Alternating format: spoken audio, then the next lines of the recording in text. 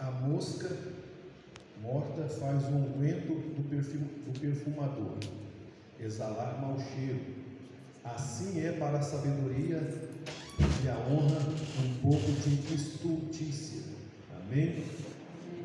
Aqui o texto, né? Então vamos estar tomando os nossos lugares, por gentileza. Deus nos dá uma direção, uma palavra para que nós possamos meditar nesse texto, que tem por título, né, o perfume e a mosca. É interessante quando nós observamos o texto sagrado, que ele menciona a palavra do sábio Salomão, já depois de ter vivido uma das melhores fases da sua vida. Agora ele está refletindo, né, algo nobre sobre o final da vida.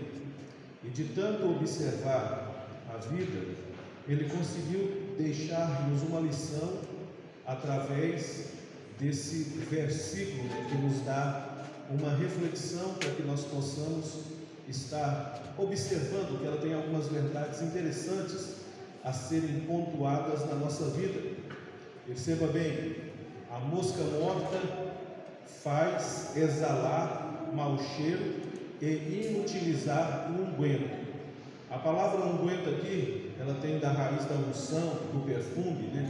Porque você há de perceber que assim como a mosca morta, né, pelo seu estado de putrefação, estraga muito perfume, a gente entende e observa que isso traz uma lição interessante, né? Pode estar um vidro grande de perfume, mas se você encontrar uma mosca lá dentro, você vai jogar o perfume fora, né? Porque ele vai contaminar, ele vai inutilizar aquele perfume, aquela unção, aquele unguento. E é interessante quando nós observamos, né? Porque os vidros de perfumes que nós temos hoje não tem nada a ver com aquele tempo.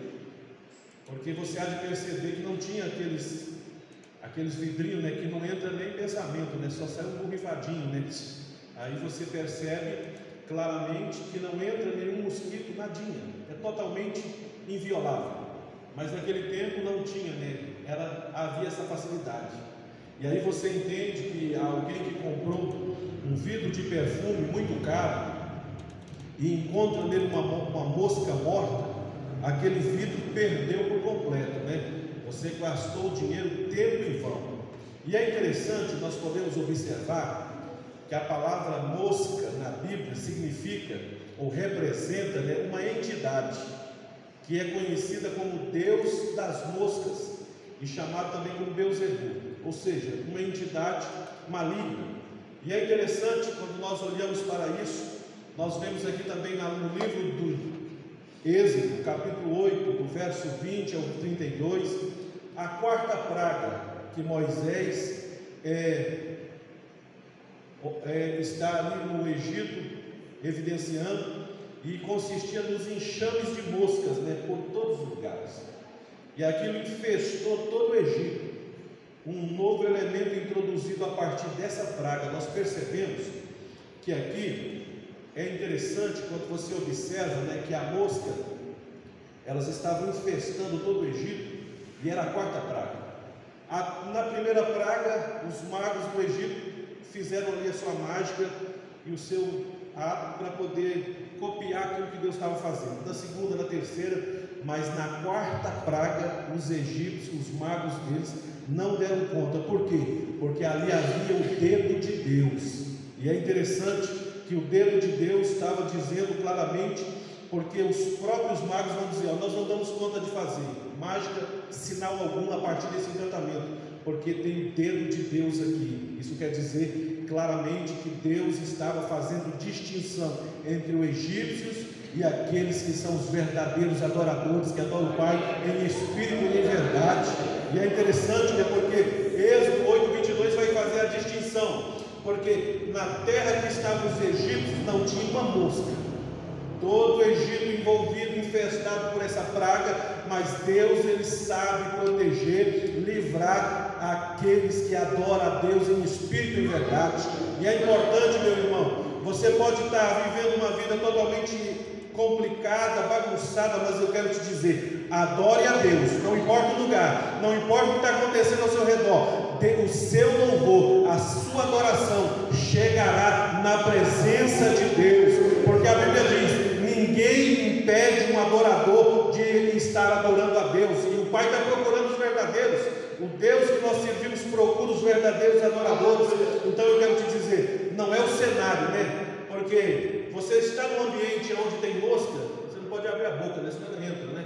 Isso é fato. Mas eu quero dizer, você pode abrir a boca, glorificar a Deus, que você está sendo guardado, protegido, guardado pelo Deus poderoso, porque Ele é um Deus presente na nossa vida. Amém? Outra coisa interessante que eu acho aqui, assim também, um pouco de insensatez pode destruir os bons efeitos da muita sabedoria. Uma pequena contradição do caráter de um conhecido crente destrói o seu testemunho, é tão eficazmente como uma mosca morta. Isso é interessante, porque o sábio Salomão está dizendo aqui também que essa pequena contradição, né, da gente que pode ser conhecido como um crente, ele pode, essa pequena coisinha que como destruiu aquele perfume, pode destruir o nosso testemunho. Quantas pessoas, né, têm a essência por dentro, é o líquido de um perfume, mas o que tem lá dentro não presta, né, faz inutilizar o seu valor. Tem pessoas que não exalam cheiro bom, agradável, e a Bíblia diz, né, que nós somos o perfume que Deus quer sentir, algo nobre na nossa vida. Mas se tem alguma coisa contaminando, alguma coisa que traz, inutiliza o seu valor, eu quero aqui nessa noite dizer que há poder no sangue de Jesus para poder quebrar toda barreira, toda inutilização que você está vivendo, tudo aquilo que quer impedir você de exalar um bom perfume diante de Deus. Isso é interessante, né? Porque você observa, no tempo de Noé, a Bíblia diz que o cheiro do pecado chegou nas narinas de Deus. Então Deus se arrependeu de ter feito o gênero humano. Mas a Bíblia diz que os olhos de Deus observou a conduta de Noé e achou nele um homem íntegro, reto e temente a Deus. E Deus, de maneira muito peculiar, o preservou da destruição, porque Noé não estava envolvido com aquele pecado daquele povo, ele estava diferentemente da sua conduta. Então é interessante você dizer para você mesmo: o mundo está cheio de coisas ruins que não prestam.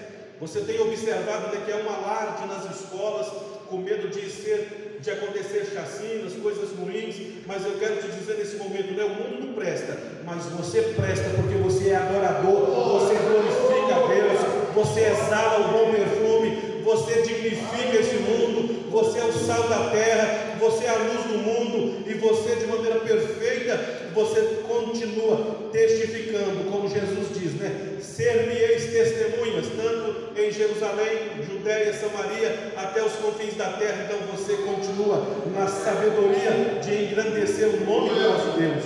Isso é interessante, por quê? Porque traz para mim e para você uma reflexão, que nós precisamos estar observando, né, o perfume e a mosca, né, uma coisa valiosa.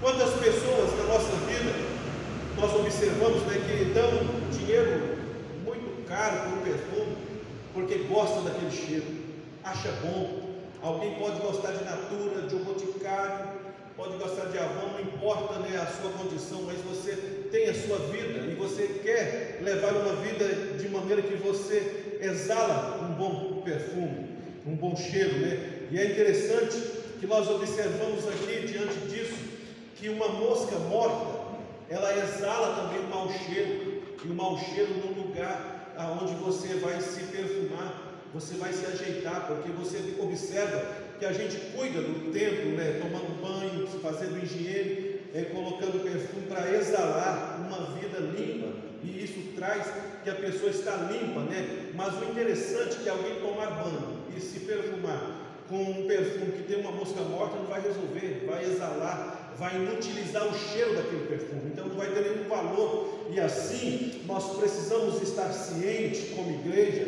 como povo de Deus, que a mosca morta ela pode exalar o mau cheiro, e como uma mosca morta destrói a fragrância de um cheiro caro, de um perfume caro, um perfume que tem muita qualidade.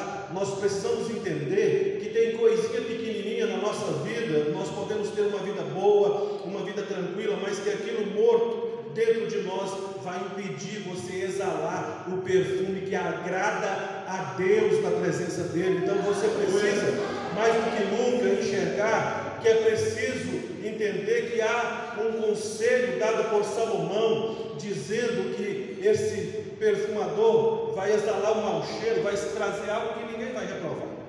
E aí convenhamos, né? Existem animais, existem até pessoas que a gente não gosta de ficar perto por causa do mau cheiro. Não é verdade? Você pode não ter condição, né, diante de ter um carro, uma moto, uma bicicleta, ao você pegar um ônibus, principalmente quem veio do trabalho. A pessoa trabalhou o dia inteiro na lida, não tomou banho, do jeito que veio, pegou o ônibus e está lá, exalando o mau cheiro. E aí as pessoas tentam evitar, mas o ônibus ele te comprime, você é convergente a estar junto e unido com aquelas pessoas. E aquilo traz um desconforto. E a primeira coisa que você faz quando você desce do ponto, vai para a sua casa, é tomar um bom banho, uma água quente ou fria, não importa o gosto, e passar um bom perfume e dizer que você está renovado para a vida. Isso traz alegria para o ser humano, né? Porque ele enfrenta a vida, ele passa por algumas circunstâncias, mas ele quer chegar em casa e tomar um bom banho para poder renovar as forças. Agora você observa, né? Depois de tomar um banho e viver uma vida tranquila, e você se perfumar com um perfume que não vai fazer nenhuma diferença, nenhuma situação tranquila na sua vida, pelo contrário, não vai exalar nada, vai estar inutilizado o cheiro. Você vai observar que aquilo vai trazer desconforto. E agora você observa, né, que Salomão está dando um conselho interessante, que é uma coisa científica, uma coisa comprovada pelo propósito, pelo objetivo, pela trajetória da nossa vida, que nós devemos valorizar, entender que existem coisas que vão inutilizar a nossa fé.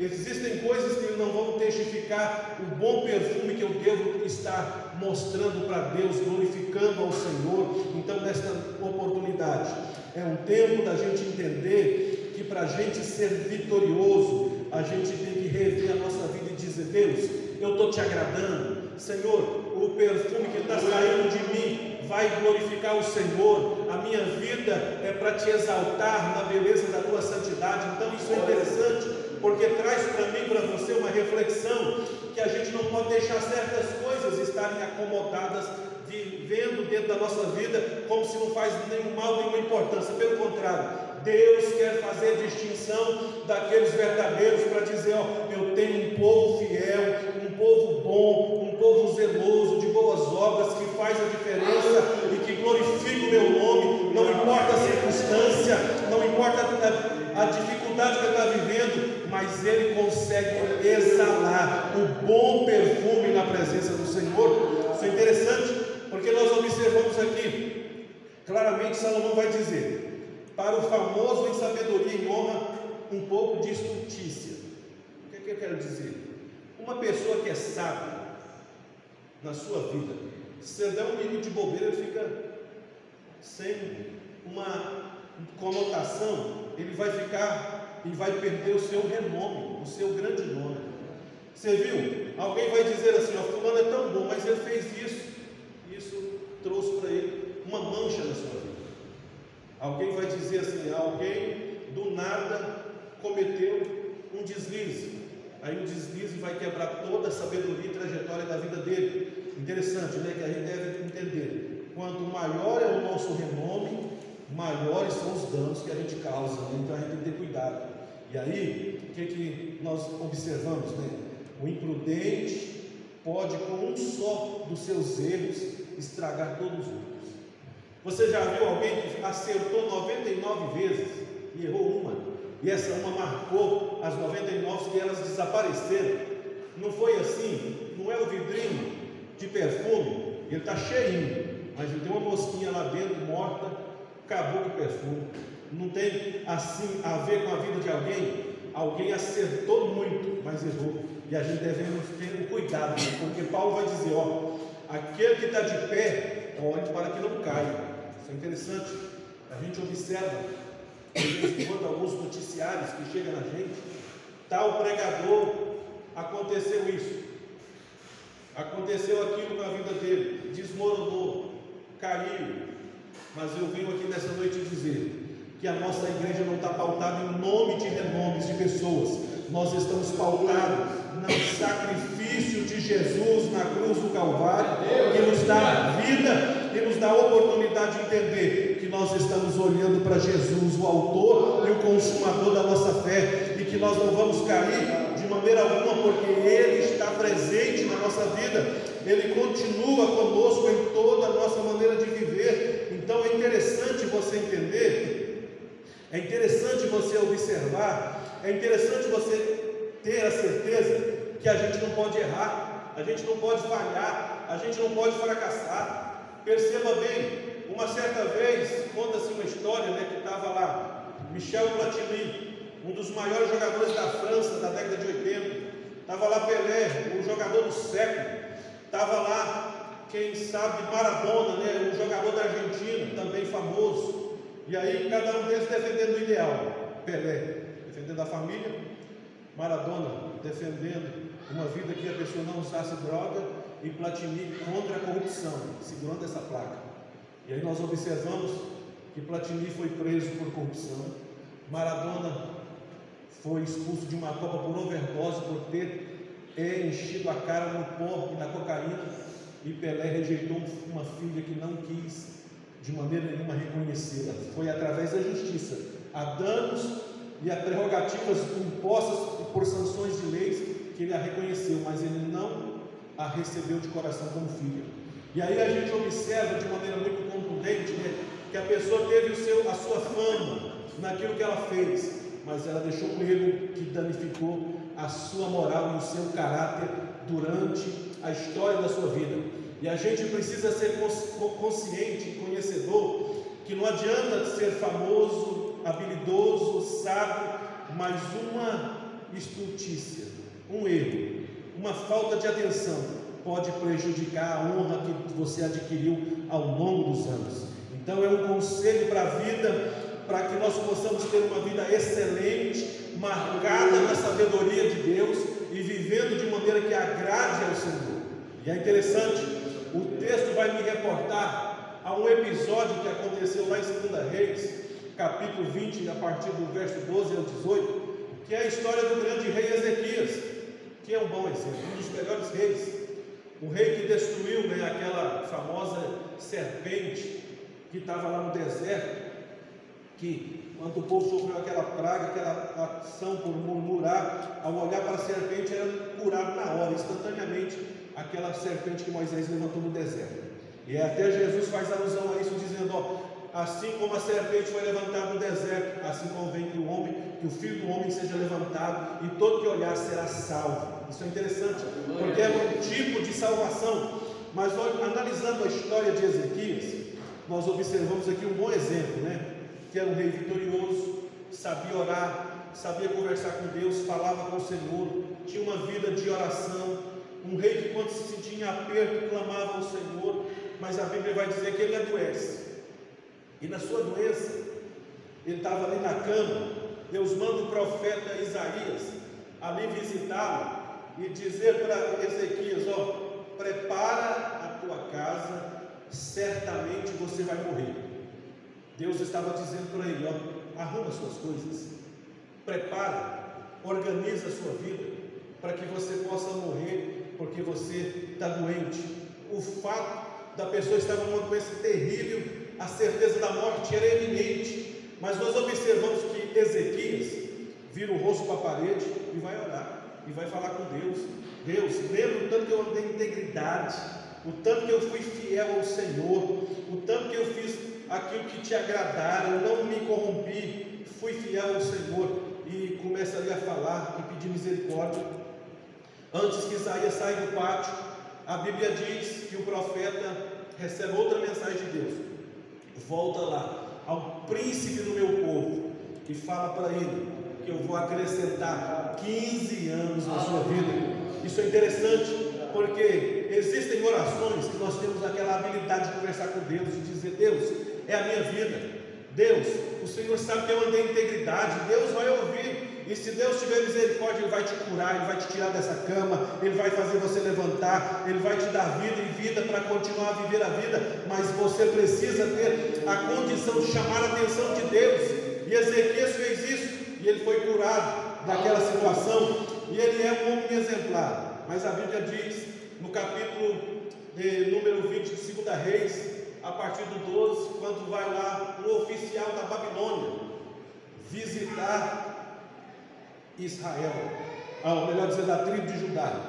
E quando ele está visitando a tribo de Judá, empolgado, como um homem normal, ele mostra tudo: os tesouros da casa do rei, a casa do Senhor, os ouros, tudo aquilo que havia de grande naquele lugar, naquela nação, ele mostra. E de maneira que isso trouxe para o profeta Isaías um questionamento. E o profeta Isaías então chega diante de Ezequias e fala: da onde é aquele homem? Ele fala: de muito longe, de uma terra remota, da Babilônia, nós nem conhecemos direito. E aí o profeta Isaías vai dizer para aquele homem: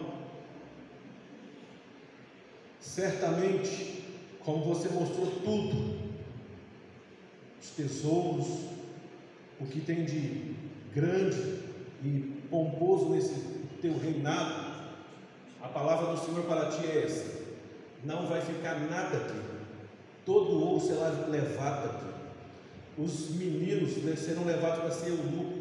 E ele começa a predizer o que aconteceria quando Nabucodonosor fosse invadir e levasse a nação cativa. E aí o profeta, ali trazendo uma mensagem dura, nós observamos que Ezequias, por não ter vigiado, por não ter consultado a Deus primeiro, a Bíblia vai dizer que Ezequias diz, eu pensara que os ventos seriam de paz. E aí ele se enganou, Quantas vezes a gente se engana, naquilo que não é para fazer? Ezequias saiu mostrando aquilo que era consagrado a Deus, que era do povo dele, para nações pagãs. E aí nós observamos que Deus tem te dado do bom e do melhor. Deus tem te dado uma vida tranquila, abençoada. Não contente em querer mostrar ela para as pessoas. Entenda que essa vida que Deus te deu é para você, e você é guardado por Deus como um bom perfume, como um bom tesouro, que Deus não quer dividir com ninguém. Deus não quer te dividir a glória dele na sua vida com ninguém, porque não é mérito seu, você não fez na força do seu braço. A prosperidade que existe sobre a tua vida é a mão de Deus estabelecendo, dizendo: eu te protejo, eu te sustento, eu te guardo, eu te dou força, eu sou contigo, ninguém vai te assombrar, porque eu sou o Senhor, o teu Deus, o Santo, seu protetor de Israel. Então, é interessante, quando nós observamos aqui claramente, diante desse episódio, que nos traz atenção, que nós devemos ter cuidado concernente àquilo que muitas das vezes passa por nossas vidas, mas que Deus venha nos dar graça para que nós possamos vencer na graça do Senhor. Observa bem o que está escrito em 2 Reis 20:17: eis que virão dias em que tudo quanto houver em tua casa, com quem exouraram os teus pais até o dia de hoje, será levado para a Babilônia, não ficará aqui coisa alguma, disse o Senhor. Isso é a palavra de Deus para o profeta, ou para o rei, do profeta para o rei. E aqui nós percebemos que a trajetória de Ezequias é bonita, mas o ato dele mostrar algo para uma pessoa que veio visitá-lo, que não o conhecia, não sabia as intenções deles. Existem pessoas que podem te visitar na sua casa, mas não tem intenção boa. Mas ele pode ser crente, ele pode ser isso, ele pode vir em nome de Deus, em nome de uma certa condição amistosa. Mas eu quero te dizer: guarda os teus pés, guarda os teus olhos, vigia diante da presença de Deus, peça a Deus discernimento para que você possa entender que você não vai receber tais pessoas para poder mostrar a sua condição, a sua vulnerabilidade. Se reserve um pouco mais, porque Ezequias deixou essa marca, de um rei que abriu o coração para qualquer um, mas eu venho aqui nessa noite dizer: o teu coração é um segredo que você deve guardar. E a Bíblia diz em Provérbios 4:23, né? De tudo que você deve guardar, guarde o coração, porque dele procede a saída da vida. Às vezes a pessoa até é boa, mas ela não se consegue se dominar. Ela se abre, conta segredo, conta coisas do seu casamento, conta coisas da sua vida particular, conta o quanto está ganhando, conta o quanto está sendo abençoado. Isso vai gerando inveja nas pessoas, e a Bíblia nos ensina para que nós não possamos ser alvo de coisas erradas, mas que nós possamos ser alvo da bênção de Deus, porque o servo de Deus, ele precisa andar de maneira que dignifica e glorifica o nome do Senhor. Então é importante a gente vigiar, é importante a gente renovar os nossos propósitos. Isso é interessante, porque a Bíblia diz de um outro personagem bíblico que teve uma vida de maneira que era muito característica ao seu temperamento, apóstolo Pedro. A Bíblia diz que ele era um homem tempestuoso, um homem de coração explosivo, né, de um temperamento muito difícil de lidar, porque ele era um homem violento nas suas palavras. E de maneira que, em um determinado momento da Bíblia, Jesus dizendo, né, que ele haveria de morrer, que ele estava caminhando para Jerusalém, e lá o Filho do Homem haveria de ser açoitado, maltratado, espancado, morto. E aí Pedro, com dó de Jesus, disse: mestre, não te faça isso. E aí Jesus respondeu para aquele homem, né, que era amigo dele, dos 3, dos 12, dos 3, ele era um dos 3. E Pedro disse para Jesus: não te faça isso. E aí Jesus falou para Pedro: arreda de mim, Satanás, porque me serve de escândalo. Jesus estava dizendo que ele estava preparado para cumprir a vontade de Deus. Isso é importante, porque nós percebemos aqui que era um homem que tinha um defeito, mas Jesus tratou com ele. Em um dado momento, Jesus ali, depois da ressurreição, conversando com ele, Jesus diz: ó Pedro, quantas vezes o inimigo quis te peneirar com peneira de trigo, mas eu roguei ao Pai para que quando você converter, tu vai apacentar as minhas ovelhas. E Jesus pergunta para Pedro 3 vezes, né? Pedro, tu me amas? Sim, Senhor. Pedro, tu me amas? Sim, Senhor. E aí, na terceira fez o semblante cair, a tristeza veio, mas Jesus perguntou de novo: Pedro, tu me amas? Senhor, tu sabes. Muitas das vezes a gente fala que ama, mas o coração está dizendo outra coisa. E Jesus quer dizer, e nós devemos ser sinceros diante de Jesus: Jesus, o Senhor conhece o meu coração, o Senhor sabe das minhas intenções, o Senhor conhece a minha verdade. E aí Pedro, a partir daquele momento, ele foi transformado, perdoado pelo seu ato de negar a Jesus. E a Bíblia diz que ele se foi transformado num grande homem, um homem que tinha um defeito, um homem que tinha um valor, mas que tinha uma mosca morta dentro de si, mas que Jesus trabalhou, não desistiu daquela vida, não deixou o inimigo tomar conta. E eu venho aqui nesta noite, através desta palavra, não apontar o seu defeito, não apontar a sua falha, não apontar o seu pecado, mas dizer: o mesmo Jesus que operou na vida de Pedro, opera na minha e na sua, e nos transforma de maneira igual, pela qual que nós vamos ter um valor inestimável na presença do Senhor. Você tem um valor extraordinário, e esse valor há de fazer a diferença. Por quê? Porque você não vai ser conhecido pela sua falha. Você que está na casa de Deus, muitas vezes as pessoas podem nos conhecer pelos nossos defeitos, pelas nossas omissões, mas eu quero te dizer, aqui não, aqui Jesus olha a sua qualidade, aqui Jesus olha o seu valor, aqui Jesus sabe o valor que você tem para Ele, o preço que Ele pagou por você. A oportunidade minha e sua é de dizer: Jesus, molda-me, transforma-me conforme a tua palavra. Eu quero ser mudado, eu quero ser transformado. A minha vida é para te agradar, é para te glorificar. Eu não estou aqui, Senhor, para viver segundo o meu propósito, mas eu quero ser transformado para o louvor e glória do teu nome. E é importante, né, que nós cantamos, né, como um bom perfume que Deus espera de mim e de você, Ele quer extrair.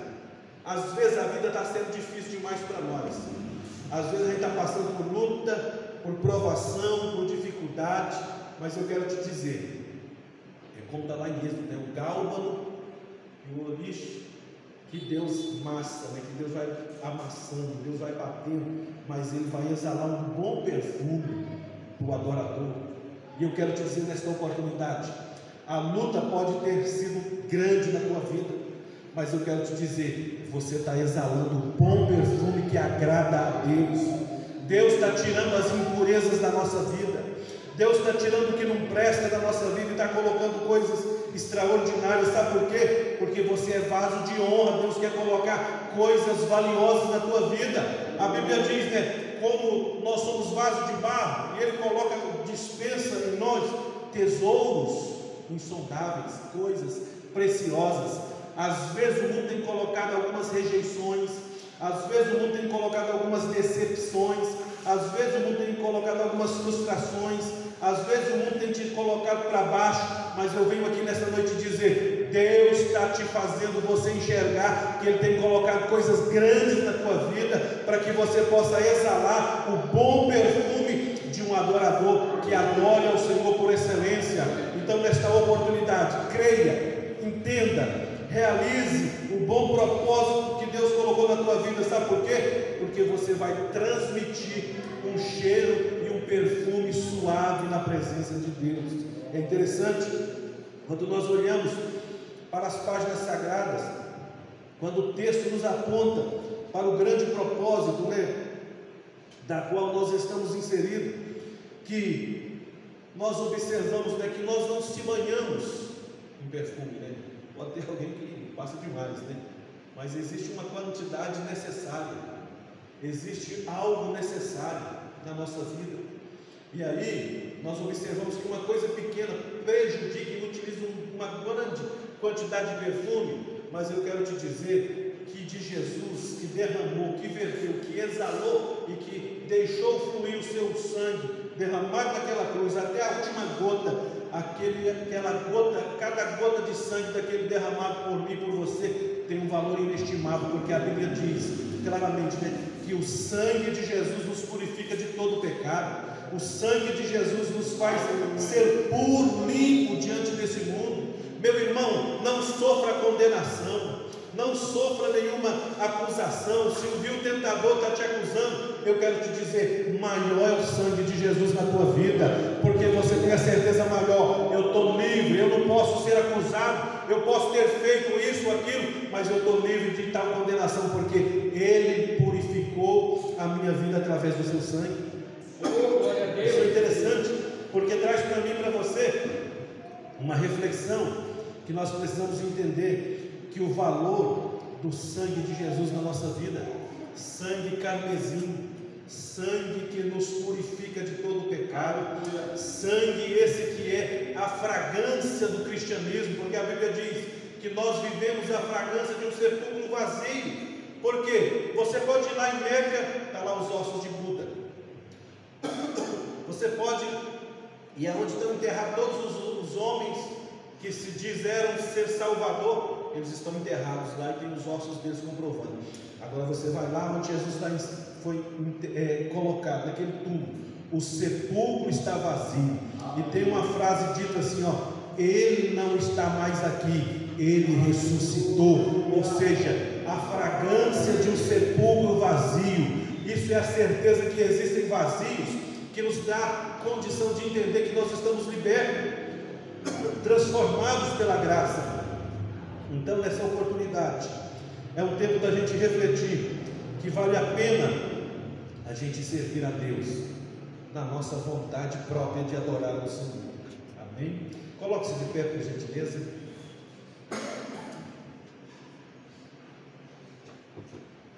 Eu quero nesse momento fazer uma oração por você que veio aqui nesta noite. Acredito eu que essa palavra tem um poder